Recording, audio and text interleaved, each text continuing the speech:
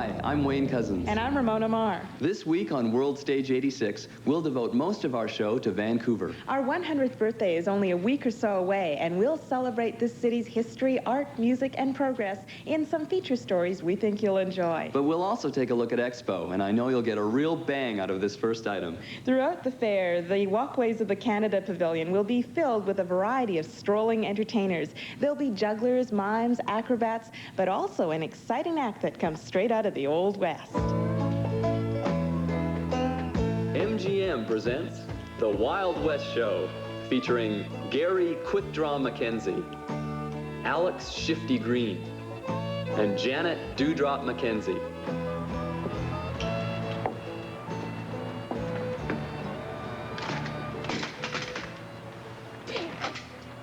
Howdy, folks. I'm the World Stage Kid. I'm in a bit of trouble, which I'm fixing to get out of right now.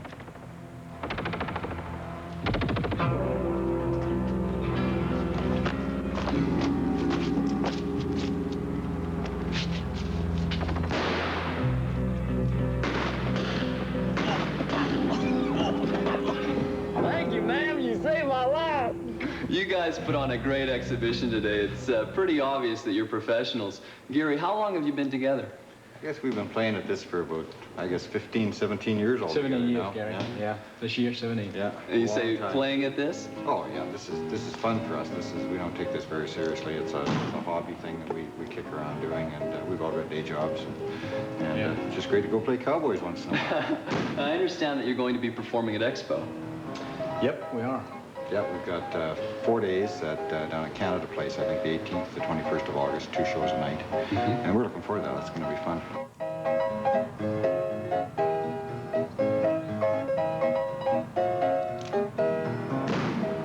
Janet, one of the tricks that you perform, I think it's called the rap. That looks pretty dangerous to me. Well, I noticed you didn't volunteer, did you? Not me, no. I'll let you do that stuff. That is our most dangerous trick, and he does attempt to wrap the whip around the area of my eyes while he's doing it. And so far, he's always been successful. But I'll let you know when he's not. That's a good one. When the whip cracks, it's exceeding the sound barrier. The sound barrier about 720 mile an hour. The whip is doing about 950 mile an hour. And it cracks, that's where you get the sound. And the speed, the tail of the whip is doing about 1,400 foot per second, which is faster than, a Colt 45 bullet.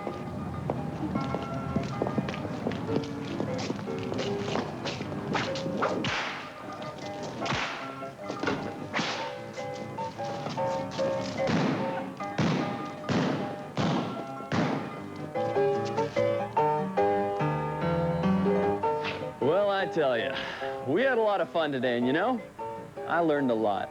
Watch this.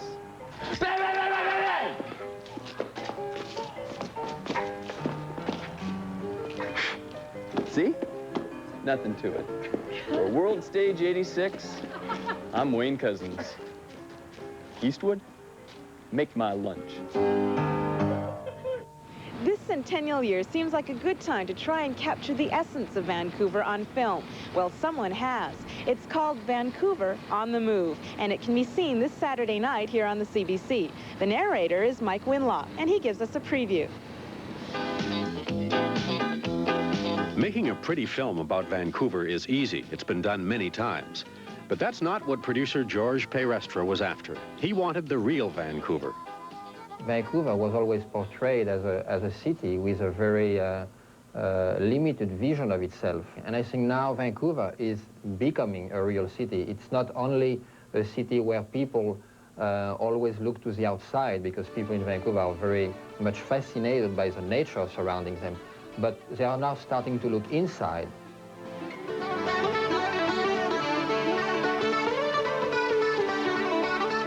I found that Vancouver is now, after all these years, getting very much a flavor of a real city as it is found in Europe. For example, the Granville Island Market and the rehabilitation of Falls Creek and this whole area in the downtown, Dobson Square, brings back the city inside. It has always been in North America a trend to go outside and build these suburbs that were pretty boring in a certain sense. And now people are really rediscovering the city again. You know, I think Vancouver is very much going that direction. Summer is the reward you get for living in Vancouver. It's so beautiful that people simply move outdoors. But there's a price to pay, even for the reward. A day in the life of Vancouver can be very exhausting because there's so much fun to be had.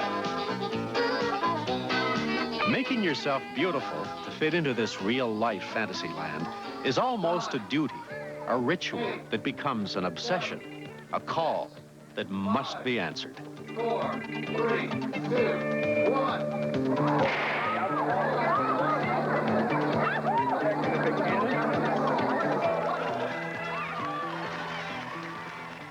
Now, George, there is a subject that I wonder if you have dared to deal with in this film. It's something we rarely talk about, particularly with outsiders, and it's a very touchy subject. Have you actually dealt with the weather?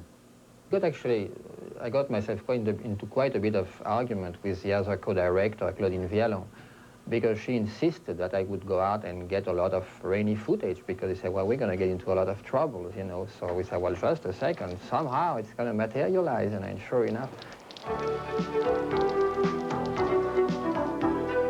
Coming out of the rain.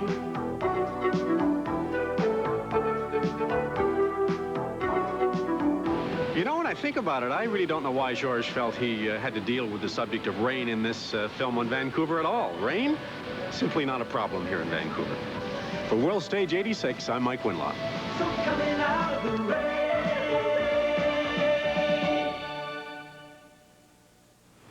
Vancouver just wouldn't be Vancouver without our institutions, like Stanley Park, the White Spot, or Woodward's. Here's Bill Dobson. Business, the lifeblood of the community. And during this centennial year, I thought we should take a look at a business that's been with Vancouver since 1892, the Woodward's department store. And the business is the family.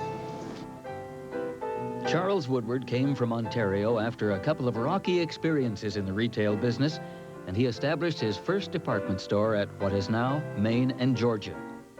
He wanted to serve the people of Vancouver and establish a strong catalog business. He did that. Then in 1902, he moved the business to Hastings and Abbott. He catered to the average family, vowed to treat them fairly and give them a fair deal for their money. Charles Woodward's grandson, C.N. Woodward, now chairman of the company, remembers his early years with fondness and humor. One of my duties was, at that time, I had to come in every week to see my grandfather, to say hello to him, and I always thought, like most boys, my grandfather was a very stern person, but the one real positive thing about seeing him, we always got a 10-cent piece every time we went to see them. And the store at that time, basically we just had the downtown Vancouver store, which is quite a lot smaller than it is today. And the floors were still wooden oiled floors, old fixtures, nothing like it is today. If you look at the main store, it's probably built in about 6 different phases, depending how much profit or how much money he had over at the end of the year. We have some of the additions are, with 10 or 12-foot ceilings, and if things were tough, we have 8-foot ceilings. The way business is done now, basically you don't do it on money. We're a public company, and, of course, we borrow money from the bank, too. From my vantage point, with the workmen by the revolving W atop the Woodward's building, it was obvious to me that department stores had to move to the shopping malls outside the city. We were the first department store in Canada to get into a shopping center, and that is in 1950 in Park Royal. The reason I know that, I happened to be the store manager over there when it was opened. And that was, according to everybody, that was a very revolutionary thing in Canada for a department store to go into a shopping center. There's lots of little strip centers, but no department store. Of course, that has been basically our main expansion ever since. In my generation, I was the only boy, so basically speaking, I was supposed to carry on the business because there was no other male, I'm not a chauvinist, but there was no other male Woodwards around that were interested in the business, just me. Lucky now I have 3 grandsons too, so hopefully if they're all have their heads screwed on that, you know, 100 years from now, Woodwards will still be flourishing and it'll still be run by some member of the Woodward family. Still ahead on World Stage, parking your pet at Expo, the fine art of Raymond Chow, and the way we were 50 years ago. You know, OK has been fitting Canadian cars with brand name tires at...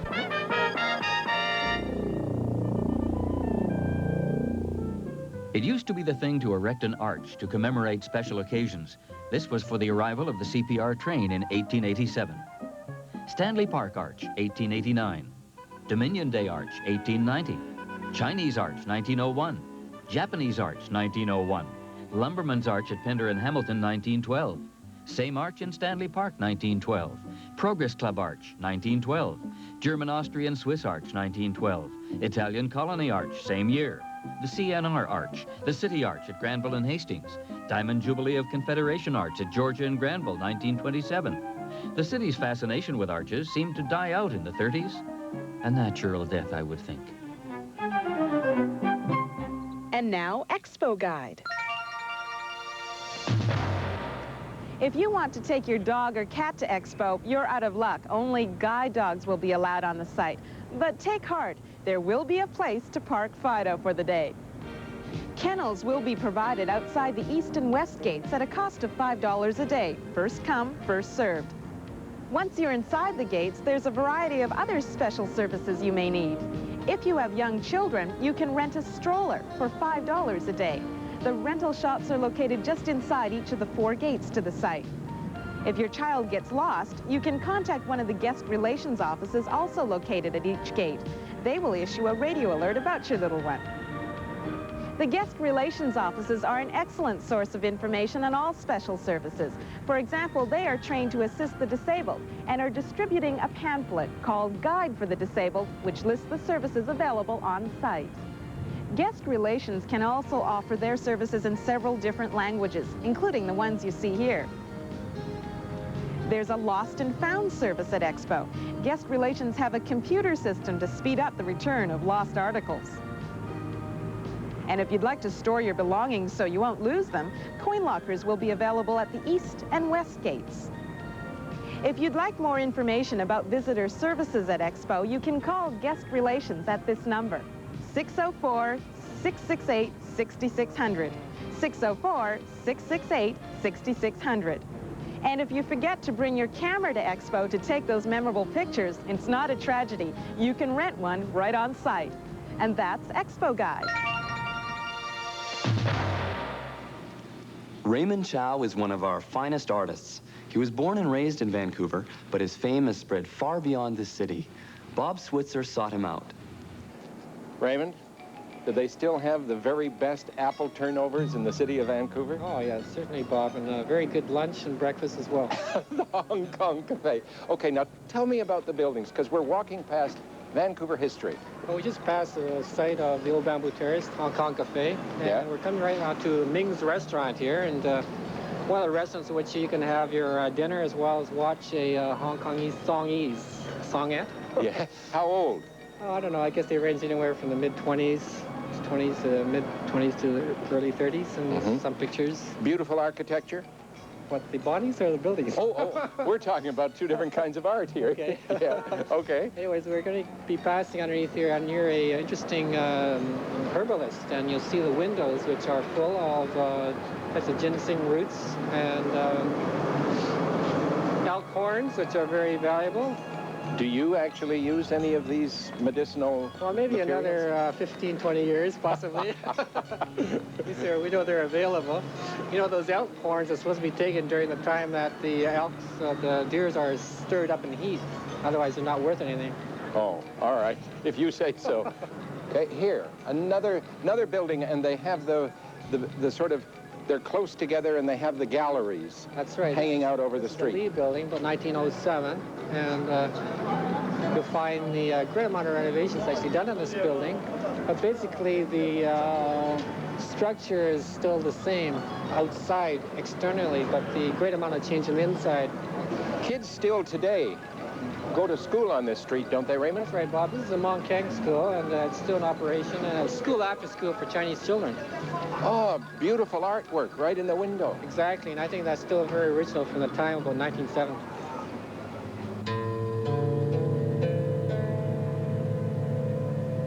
You know, Raymond, when I was a little boy, I came to this very spot in Chinatown in 1936, the year of the Jubilee, and there was a huge pagoda right here. But today, we have one of the most unique Chinese gardens outside of China. Exactly, Bob. Made by Chinese and designed by Chinese and brought here by Chinese. So all of our visitors who come for Expo in our centennial year are seeing something that is a great expression to our community from the Chinese community, eh? Gives them a glimpse of China. Can you explain it? What is it that we're looking at? Well, we're looking at a very unique assemblage, all things which are brought from China. The workmen, 52 of them, have brought their traditional skills and assembled this whole design, brought originally with the inspiration of Joe Wai, the architect. And Joe spent some time in China and talked to the government and convinced them that they should build this. And if you want to see a bit of China, you come to Vancouver. It's absolutely marvelous. So in our year of Expo and our centennial year, all of our visitors who come to Vancouver will be able to come and enjoy the Sun Yat-sen Gardens. Exactly. It's wonderful. Well, it's all here for you and your friends. So from the Sun Yat-sen Gardens with Raymond Chow, this is Bob Switzer for World Stage 86. Cities, like everything else, change with the times. Vancouver is 100 years old, and it bears no resemblance to the frontier town it used to be. Bill Dobson has been around for about half that time. Right now, he's at the corner of Georgia and Granville. You know, it's fun watching a city grow up around you. Many things change, and some things stay very much the same. Way back in 1936, the city was 50 years old. They held a jubilee. That was halfway to the centennial. I was around then. We're at Georgia and Granville. Do you want to know what the city was like back this day in 1936? Let's take a look. A block away, the Hotel Georgia was there, but so was the Devonshire. Victory Square looked much the same, and across the street, the same corner downstairs doorway. Cole Harbor was very different. You couldn't get near the water on the Georgia Street side, and the boats at the marina were a different style. Typhoon Frida hadn't yet knocked down the big trees in Stanley Park, and people flocked to the musicals at Malkin Bowl. The harbor was alive with shipping, and the coast steamships were very active, taking people to Vancouver Island and up the coast. Oh, and there's the BC Electric observation car, and Teddy Lyons is passing out leaflets to the sightseers.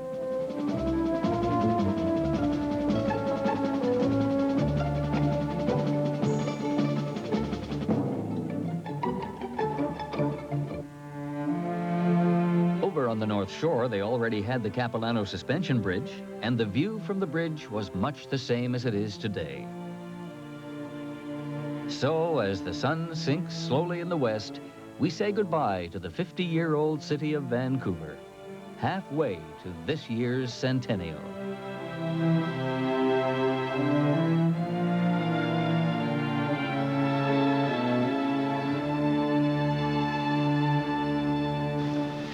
Still to come, centennial music from a homespun love song to a gala symphony concert.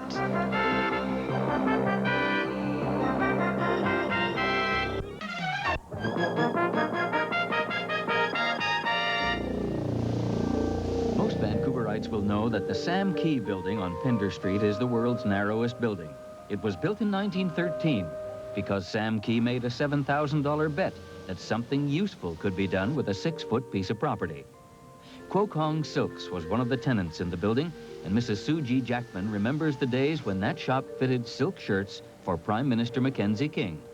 I wonder if they were too narrow in the shoulders. During Expo 67 in Montreal, Bobby Jimby's song Canada became somewhat of a hit. Has anyone written a song to commemorate the Vancouver centennial? Yes, indeed. Bill Dobson went to visit the composer. We're in the home of Russ Kearns, a former professional musician who's turned computer supply salesman.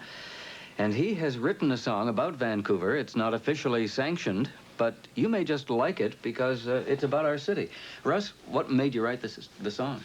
Well, I'd been living in Vancouver for about 15 years after coming from Montreal, and it seemed to me I'd never heard a nice song about Vancouver, and I thought there should be one.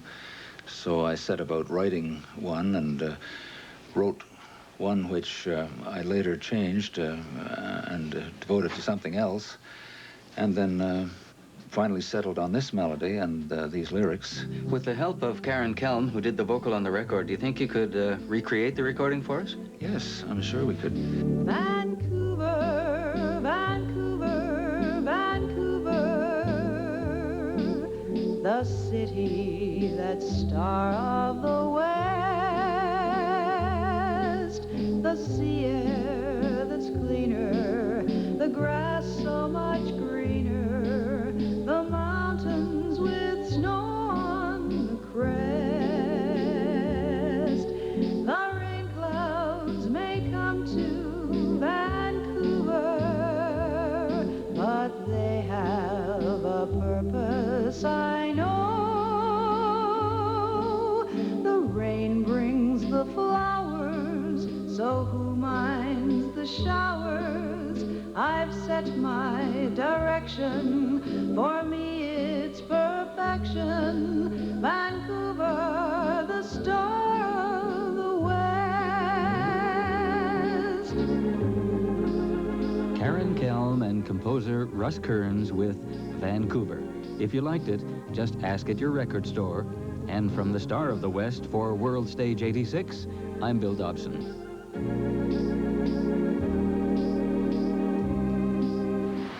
If you prefer your music on the symphonic side, there's a centennial concert you should know about. It's right here on CBC television on our birthday night, Sunday, April 6th. It's called A Gift of Music. The concert is the Vancouver Symphony's musical gift to the city, but it was also a gift to the Symphony, a benefit performance which raised over $150,000 for the VSO. Here are some highlights.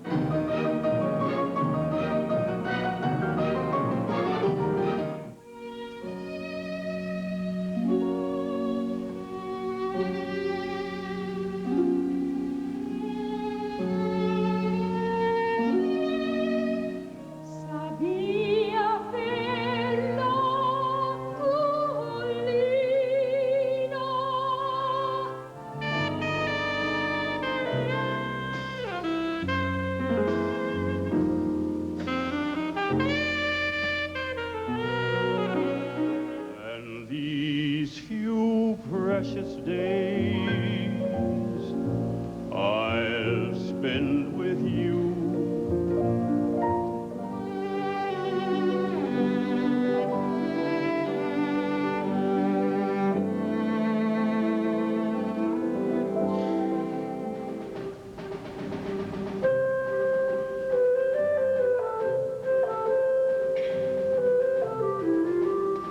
A Gift of Music will be seen on Centennial Night, Sunday, April 6th at 8 p.m. You know who that tune reminds me of? I think I do, and we're not going to talk about it, okay? Whatever you say. World Stage 86 will not be on next week, but we'll return the following week at a new time, Monday nights at 7. And we'll be joined then by a network of CBC stations across the country who all want to be part of our Expo coverage. Don't forget our new time, Monday nights at 7, beginning April 7th. See you then. For World Stage 86, I'm Wayne Cousins. I'm Ramona Marr, and a happy Vancouver Centennial to everyone.